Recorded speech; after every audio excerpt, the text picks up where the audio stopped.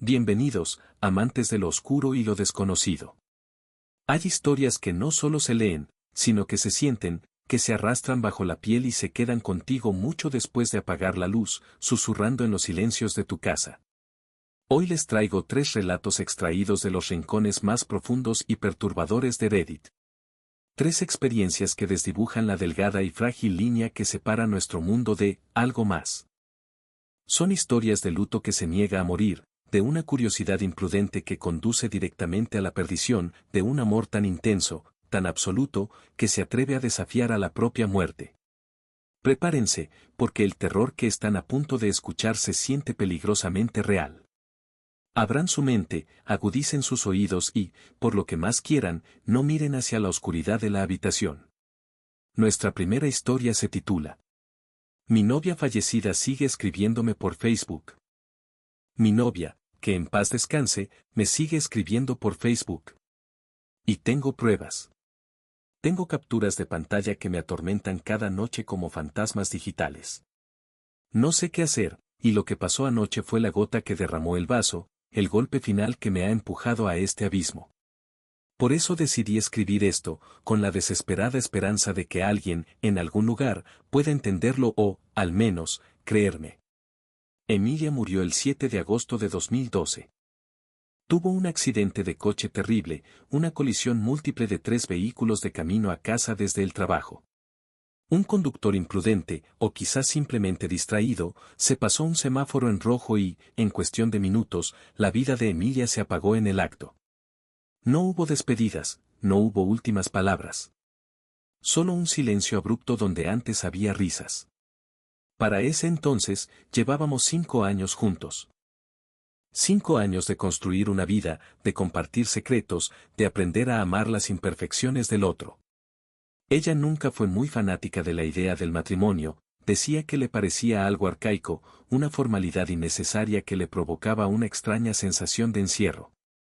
Pero yo sabía, con la certeza que solo da el amor verdadero, que si ella me lo hubiera pedido, me habría casado con ella al tercer mes de conocernos, sin dudarlo ni un segundo.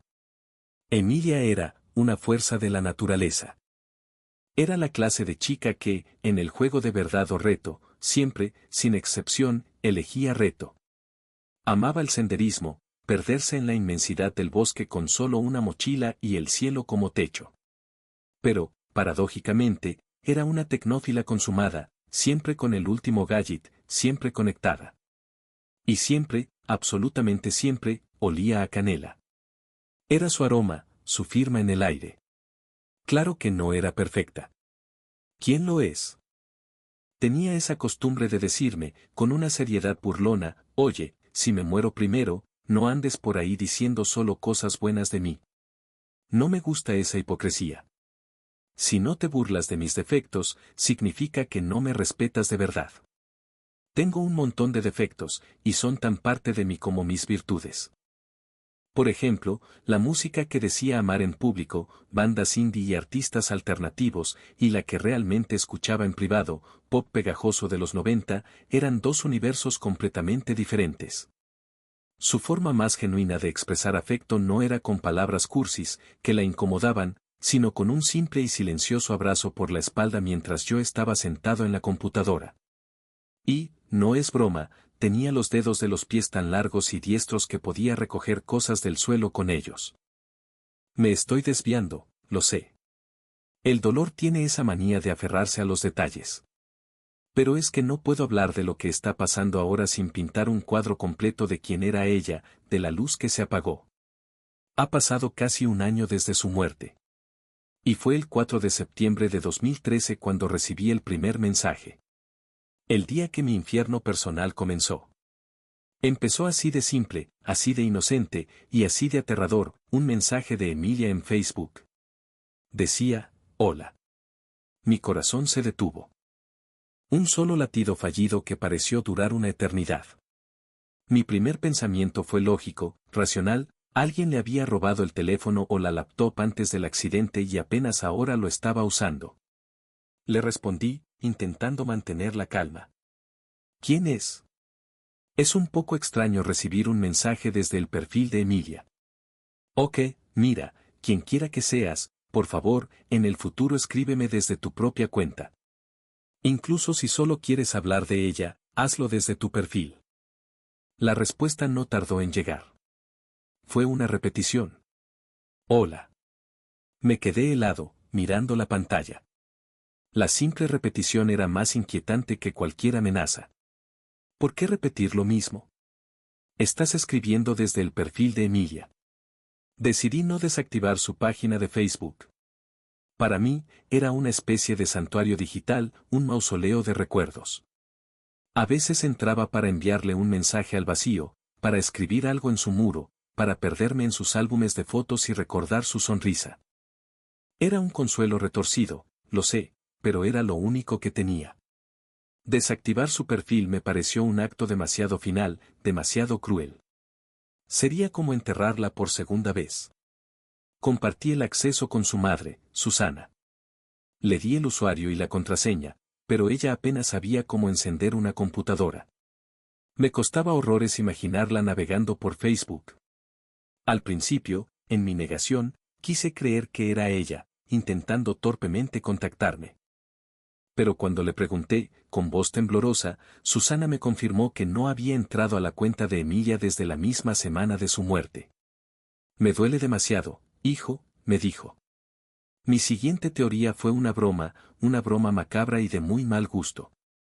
Emilia conocía a muchísima gente, así que pensé que alguno de sus amigos más lejanos y crueles había conseguido la contraseña. Pronto me di cuenta de algo aún más extraño: quienquiera o lo que quiera que estuviera escribiendo, solo copiaba y pegaba frases antiguas de nuestras conversaciones pasadas. Eran ecos de nuestro amor. Las ruedas del autobús era una referencia a una tonta conversación sobre canciones para un viaje por carretera que, trágicamente, nunca hicimos. El hola inicial se repetía 1.000.000 de veces en nuestro historial de chat. En febrero de 2014, las cosas se pusieron peores. Emilia empezó a etiquetarse en mis fotos. Recibía la notificación en mi celular: Emilia te ha etiquetado en una foto. Un pequeño infarto cada vez.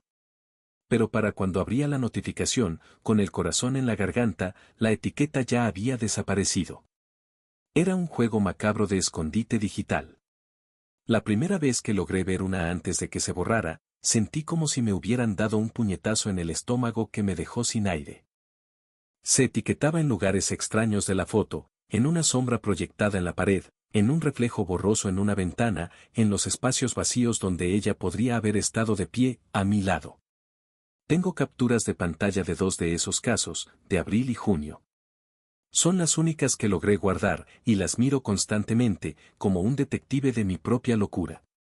Durante ese periodo, dejé de dormir. La ira me consumía, una rabia impotente contra este fantasma anónimo. Pero debajo de la ira había un miedo helado, un terror profundo que no me dejaba descansar. Seguía etiquetándose en fotos al azar, cada 2 por 3. Algunos de mis amigos lo notaron y me hablaron, pensando que era un simple error de la plataforma, un bug. Oye, qué raro, Facebook anda fallando, ¿no? Otros, como supe después, lo vieron y no dijeron nada por pura incomodidad. Algunos, incluso, me eliminaron de sus amigos, como si mi duelo se hubiera vuelto contagioso. La gente me pregunta, ¿por qué no simplemente borraste tu cuenta? Lo intenté. Juro que lo intenté. La desactivé por un tiempo, buscando paz. Pero en los días en que la soledad me aplastaba, en que el silencio de mi apartamento era un grito, Facebook y los videojuegos eran mis únicos canales de comunicación con el mundo. Me había convertido en un ermitaño social, y me gustaba visitar la página de Emilia, sobre todo cuando el pequeño círculo verde de conectado no estaba encendido junto a su nombre. Era un recordatorio de que se había ido. Un recordatorio que, ahora, se había vuelto una mentira. El 15 de marzo, harto, le envié un mensaje al que yo creía que era el hacker. ¿Por qué haces esto? ¿Por qué la etiquetas en mis fotos? La respuesta llegó 10 días después, una tortura de espera. Hola, hola, hola, hola. El terror que sentí fue visceral, una náusea fría que subió por mi garganta. Esto realmente me está asustando. No sé por qué te diviertes con esto. Vete al infierno. La respuesta fue inmediata y escalofriante. ¿Por qué haces esto? Solo meses después, releyendo los chats una y otra vez, me di cuenta de la horrible verdad: había empezado a copiar mis propias frases. Mi respuesta en ese momento fue deliberadamente contenida. Usé frases cebo como "me está asustando", con la esperanza de que, si era una persona real que se alimentaba del sufrimiento ajeno, seguiría jugando y me daría más pistas. Investigué activamente, publiqué en foros de tecnología, contacté al soporte de Facebook. Necesitaba que siguiera en línea para poder rastrearlo. Cambié la contraseña y la configuración de seguridad incontables veces, pero no sirvió de nada. El 16 de abril, recibí otro mensaje. Necesitamos hacer nuestra propia mermelada. Dios, Samantha, no otro. No te vayas, no te vayas, como la puerta del garaje, a un lado, no te vayas. Era un flujo de palabras inconexas, un collage de pesadilla hecho con los retazos de nuestras conversaciones.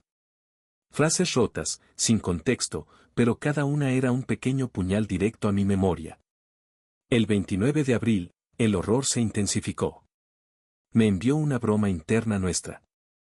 Algo demasiado tonto para explicar, pero verlo escrito de nuevo por ella fue como una descarga eléctrica en la columna vertebral. Mi respuesta en el chat parece tranquila, pero en realidad estaba temblando, conteniendo un grito. Los últimos mensajes me estaban destrozando por dentro, aunque no quería admitirlo ni a mí mismo. El 8 de mayo, le escribí, completamente desesperado: no tengo palabras. Su respuesta fue un galimatías, fragmentos de frases sobre abrir una puerta y piernas fuera. Era una referencia a una noche en que se quedó dormida en el sofá y yo bromeaba con que parecía un cadáver. Una broma que ahora se sentía como una profecía macabra. El 24 de mayo, fingí estar borracho. Era una estratagema que a veces usaba con ella. Te extraño. Quien quiera que seas, ya no me importa. Sigo volviendo a casa del trabajo esperando verte en la computadora. No se suponía que debía acostumbrarme a que no estuvieras. Hace calor aquí, necesito salir a caminar. Su respuesta a ese mensaje fue el punto de quiebre para mí. Era un fragmento de una conversación en la que la convencía de dejar que la llevara a casa desde la casa de una amiga, la noche del accidente. Fue demasiado. Decidí poner su perfil en modo conmemorativo, esperando que eso, técnicamente, bloqueara la cuenta y detuviera todo. Y funcionó. Durante un tiempo, hubo un bendito silencio. Hasta ayer. 1 de julio de 2014. Para que entiendan el terror absoluto de lo que pasó, primero tengo que mostrarles mi último chat real con ella, el día que murió.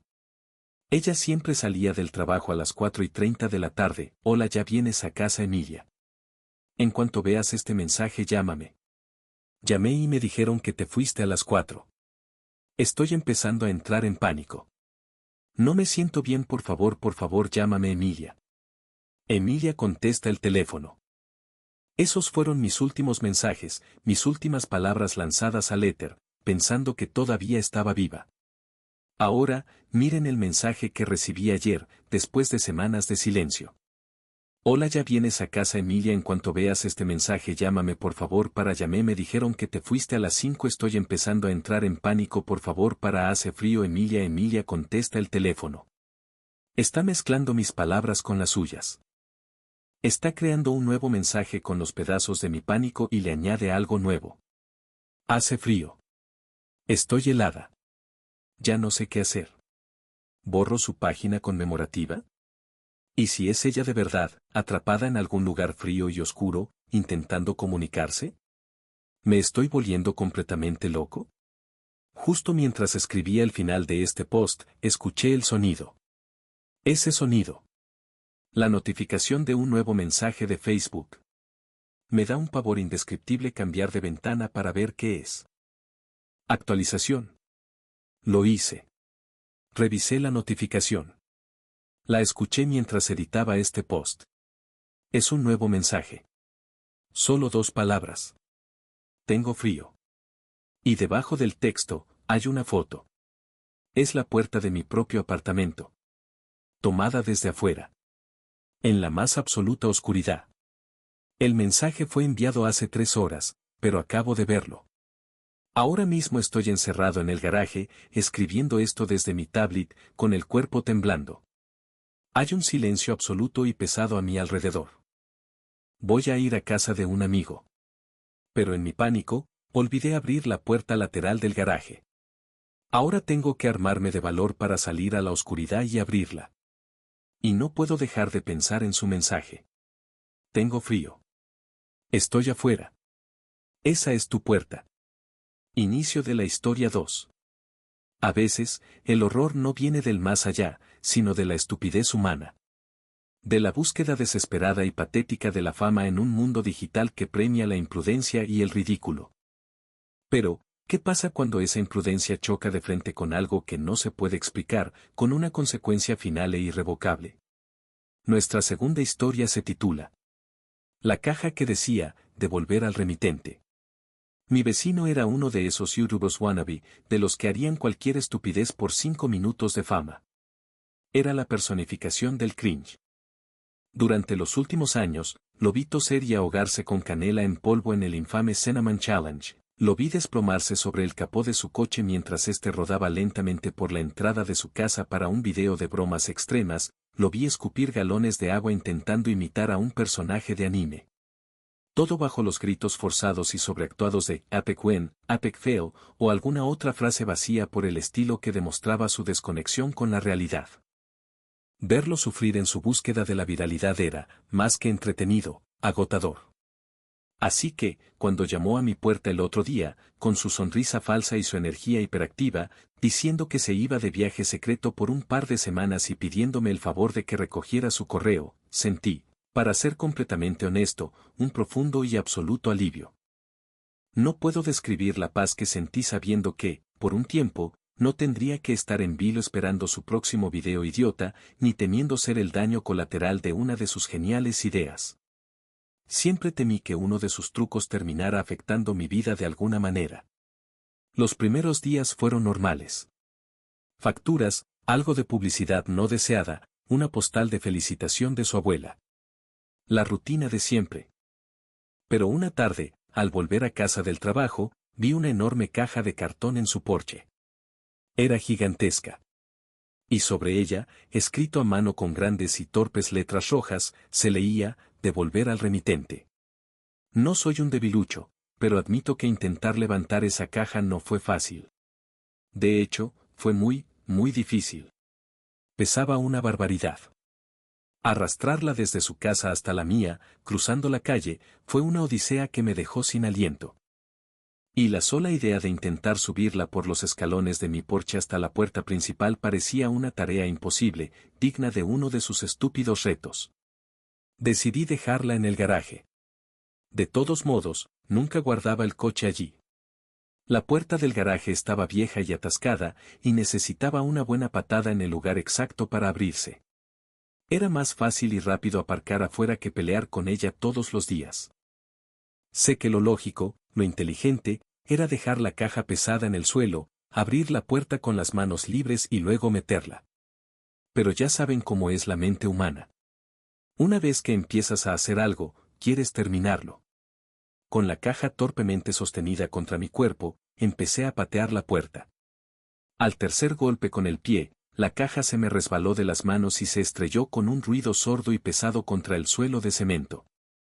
Algo adentro crujió suavemente. Un sonido orgánico, húmedo. Me asusté. Esperaba no haber dañado nada importante, pero decidí en ese mismo instante no decirle nada a mi vecino. Que piense que se rompió en el trayecto. Con las manos libres, finalmente pude abrir la maldita puerta, que rechinó de forma estridente como siempre. Arrastré la caja a una esquina del garaje, la cubrí con una lona vieja y la dejé allí, olvidándome de ella por completo. Por un tiempo. Después de unos días, todo cambió. Empezó con el olor. No sé exactamente cuánto tiempo pasó antes de que el hedor comenzara a filtrarse en la casa por debajo de la puerta que conectaba el garaje con la sala. Pero llegó gradualmente, de forma insidiosa. Al principio era un olor dulzón, empalagoso y repugnante. Parecido al de una mofeta. Y los primeros días, estaba sinceramente convencido de que era eso. Pero el olor, en lugar de debilitarse con el tiempo, se hizo más y más intenso. Día tras día, se convertía en un inquilino no deseado, una presencia física en el aire. Compré ambientadores, velas aromáticas, incienso. Nada funcionaba. El olor lo atravesaba todo, se aferraba a las cortinas, a mi ropa. Era como si la casa entera estuviera enferma. Así que, finalmente, fui a buscar la fuente. Abrí la puerta del garaje y el olor me golpeó en la cara con la fuerza de un muro invisible. Me hizo retroceder, con arcadas. Tuve que taparme la nariz y la boca con ambas manos para no vomitar. Fue fácil identificar al culpable. Lo único que había cambiado en el garaje últimamente era esa maldita caja en la esquina. Mi primera teoría fue que mi vecino, en su infinita estupidez, se había suscrito a algún servicio de entrega de carne por correo. Carne exótica, o algo así. Y, obviamente, se había echado a perder después de tantos días fuera del refrigerador. Pero ¿cuánta carne podía haber ahí para que pesara tanto y oliera de una forma tan apocalíptica? ¿Una vaca entera? La base de la caja estaba húmeda, manchada de un líquido oscuro y espeso. Podría haberla perforado con un solo dedo, pero la idea de hundir mi mano en un lodo de carne podrida era insoportable. Decidí que tenía que abrirla por arriba. Si la arrastraba, todo ese líquido asqueroso se derramaría por el suelo del garaje. La única opción era sacar la carne en partes, meterla en bolsas de basura y llevarla al contenedor. Una perspectiva absolutamente horrible. Armado con unas tijeras, y conteniendo la respiración, corté la cinta adhesiva en la parte superior. Pensé, ingenuamente, que el olor no podía empeorar. Qué equivocado estaba. En cuanto abrí las solapas de cartón, descubrí un nuevo nivel de pestilencia, una dimensión desconocida del asco. Fue como abrir un horno caliente, pero en lugar de calor, una ola de hedor a orina, sudor, excrementos y, sobre todo, a carne en activa descomposición, se abalanzó sobre mí. Casi me desmayo. Retrocedí, tragando saliva, luchando contra las náuseas que me quemaban la garganta. Salí del garaje como una bala, buscando desesperadamente aire fresco. Pero ya era tarde. El hedor se había impregnado en mi ropa, en mi pelo, en mi piel. Me perseguía como una sombra invisible y nauseabunda. No había otra opción. Tenía que resolverlo. Volví al garaje, esta vez preparado para la guerra, una pinza de ropa en la nariz, guantes de goma hasta los codos y el producto de limpieza más potente que pude encontrar. Pero nada de eso fue necesario. No tuve que tocar el contenido. No tuve que limpiar nada. Solo tuve que enfrentarme a las pesadillas que vendrían después. Porque en la caja, efectivamente, había carne. Pero no era carne de vaca, ni de cerdo. Era peor. Era mi vecino. Muerto. Todavía entero, pero sin vida, doblado en una posición imposible. Llamé a la policía. Por supuesto, me interrogaron durante horas. Es difícil no sospechar de alguien que tiene un cadáver en descomposición en su garaje. Pero afortunadamente, pronto se dieron cuenta de que yo no tenía nada que ver. Sí, mis huellas estaban por toda la caja. Sí, mi casa apestaba a muerte. Pero había una cosa, un solo objeto, que demostraba mi inocencia, la cámara con la que él grababa sus blogs, todavía en sus manos inertes. Me mostraron la grabación una sola vez. No sé si fue el procedimiento correcto o si simplemente sintieron lástima por mí. Pero lo vi. El primer clip mostraba a mi vecino, sentado dentro de la caja en un almacén de paquetería, contándole a la cámara su brillante plan para cruzar la frontera por correo como una broma épica. Llevaba botellas de agua, comida, una almohada. Su amigo, el que siempre lo ayudaba con los videos, cerró la caja y, presumiblemente, la envió. Los siguientes videos eran cortos, grabados en la oscuridad casi total. Creo que estoy en un camión, todo se mueve. Probablemente estoy en el almacén, todavía me queda mucha comida. Comentarios estúpidos hasta el final. Y entonces, en la última grabación, se ve cómo la caja cae violentamente. Se oye un impacto seco y un crujido horrible. El impacto le provoca una lesión fatal en el cuello. Se va en un instante, en medio de su truco más estúpido. La cámara sigue grabando en la más absoluta oscuridad hasta que la batería, finalmente, se agota. Pero hay algo más. Algo que no le conté a la policía después de ver esa grabación. Algo que escuché en el video y que me perseguirá, estoy seguro, hasta el final de mi vida. Justo después de la caída, en el preciso instante en que su vida se apagaba en la oscuridad de esa caja, escuché un sonido en la grabación. Un sonido claro, nítido y terriblemente familiar. Era el chirrido inconfundible de la puerta de mi propio garaje al abrirse. El amor puede ser una fuerza creadora, una luz en la oscuridad. Pero también puede convertirse en una obsesión que consume la razón, que borra los límites entre la devoción y la locura. ¿Qué ocurre cuando un pacto de amor trasciende la vida y la muerte?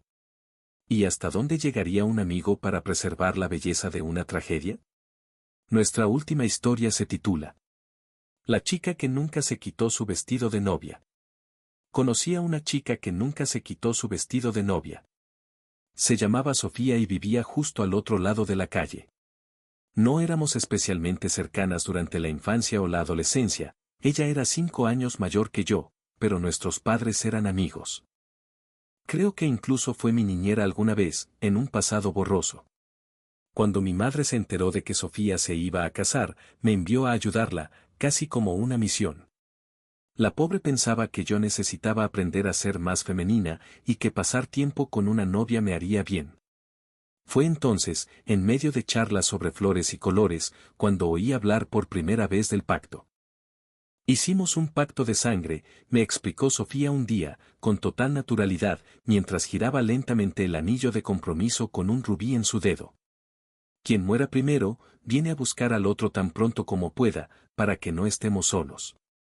¿No es un poco dramático?, le pregunté, incrédula. ¿Y si se divorcian y te casas con otro? No nos divorciaremos, respondió con una confianza serena e inquebrantable que resultaba casi hipnótica. Somos almas gemelas. Su ingenuidad la hacía especialmente hermosa, pero también me parecía extrañamente infantil. Yo tenía 21 años, ella 26, y sentía que yo era mucho más cínica, mucho más madura. Ella seguía hablando de su prometido, Adrián, con un tono soñador, casi místico. A Adrián le encantaría esto, si Adrián viera esto. Su voz tenía el poder de hacerte creer que las almas gemelas y los pactos eternos existían de verdad. Me explicó su teoría con detalle, en el más allá, uno despierta desorientado, pero con el poder del pensamiento puede moldear su realidad. La memoria será vaga al principio, aclaró, por eso hicimos el pacto de sangre. Es un ancla, para que nos recordemos el uno al otro en medio de la confusión. ¿Y cómo se llevaría uno al otro?, le pregunté, siguiéndole el juego a su fantasía. Me gusta creer que a ambos nos crecerán alas, dijo con una sonrisa tan pura que me desarmó. A pesar de la diferencia de edad, o quizás gracias a ella, nos hicimos buenas amigas. Yo estaba en la universidad, vivía con mis padres y tenía mucho tiempo libre, así que me convertí en su sombra. La acompañé a probarse vestidos, a degustaciones de pasteles y a todas esas pequeñas y estresantes diligencias que son tan importantes para las novias. Pero Sofía era una novia tranquila, feliz, simplemente emocionada por casarse con el hombre de sus sueños. Y Adrián, por lo que parecía, estaba aún más enamorado de ella. Cuando estaban juntos, el mundo parecía más brillante, más cálido. Y así llegó el día de la boda. Sofía llegó a la iglesia, radiante como un sol, con un ligero y elegante retraso, como manda la tradición. Pero un murmullo de tensión y preocupación recorrió la sala casi de inmediato. Adrián todavía no estaba allí. Su sonrisa no vaciló ni un instante. Estaba absolutamente segura de que él nunca, jamás, la abandonaría. Pero vi en el fondo de sus ojos que la semilla de la preocupación empezaba a germinar. Sus damas de honor, sus dos mejores amigas del colegio, empezaron a hacer llamadas frenéticas. Pronto se supo que el hermano de Adrián, que era el padrino y tenía la responsabilidad de traerlo a la ceremonia, tampoco había llegado. Y entonces, como un trueno en un día soleado, llegó la terrible noticia. Un coche deportivo se había pasado un semáforo en rojo y se había estrellado directamente contra el vehículo en el que viajaban. Adrián, que iba en el asiento del copiloto, murió en el acto. Su hermano, el conductor, fue llevado al hospital en estado crítico. Sobrevivió, sí, pero con una lesión espinal tan grave que lo dejó paralizado de por vida.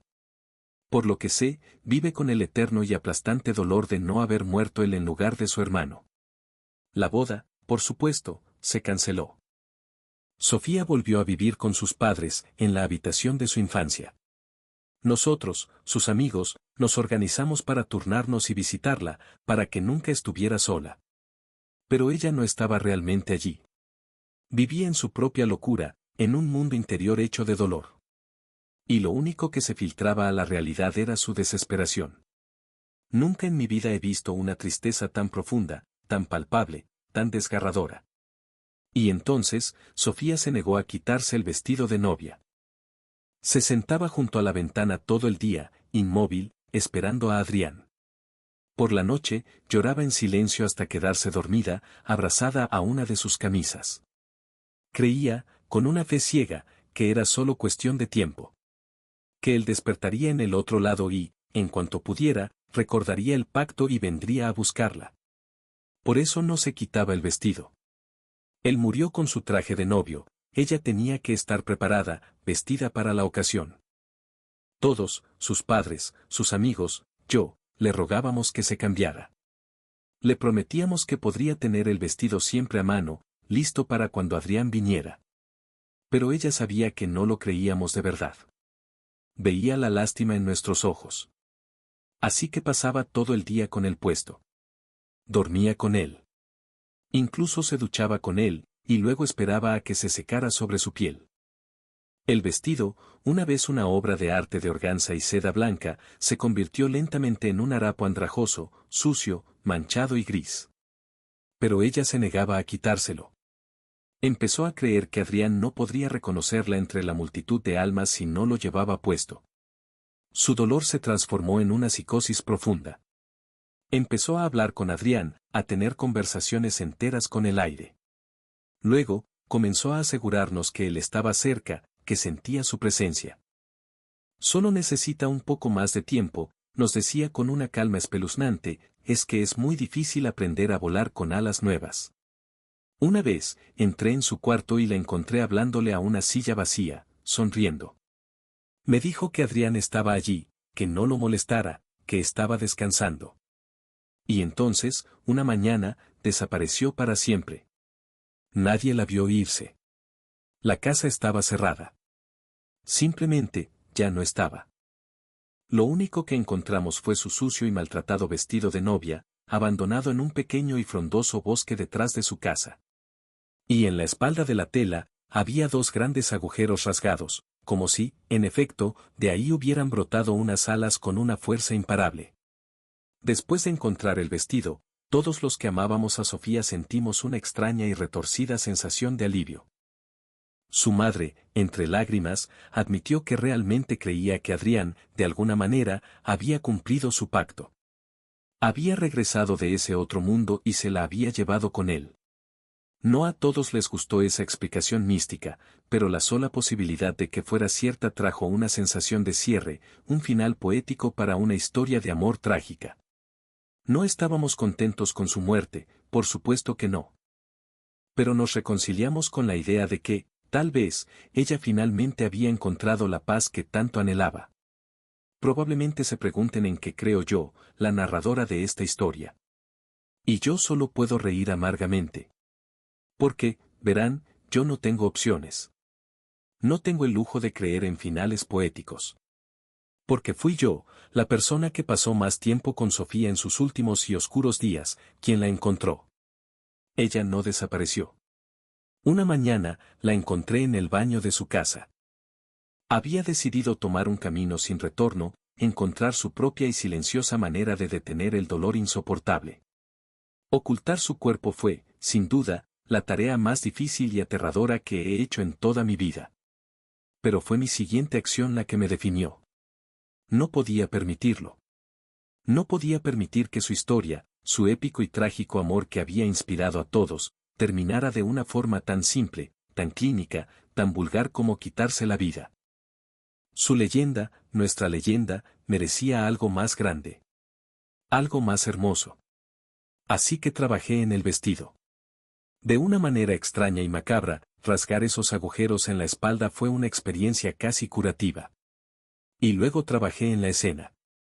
Yo misma monté el escenario de su misteriosa ascensión en el bosque.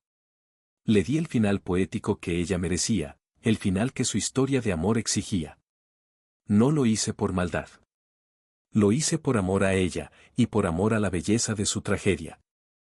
Creo que Sofía, donde quiera que esté, estaría feliz. Feliz de saber que yo fui la directora de su última y grandiosa actuación. Una muerte romántica y misteriosa, digna de una leyenda, se correspondía mucho más con ella que la cruda y fea realidad. Conclusión. 3 historias, 3 formas diferentes de horror. El que nos persigue desde el más allá, el que creamos con nuestras propias manos y el que nace de un amor llevado al extremo más oscuro. ¿Cuál de ellas les heló más la sangre? ¿Qué habrían hecho ustedes en su lugar? Déjenmelo saber en los comentarios. Gracias por acompañarme en este viaje a la oscuridad. Si se atreven a escuchar más, no olviden suscribirse y darle like. Hasta la próxima vez. Y dulces pesadillas.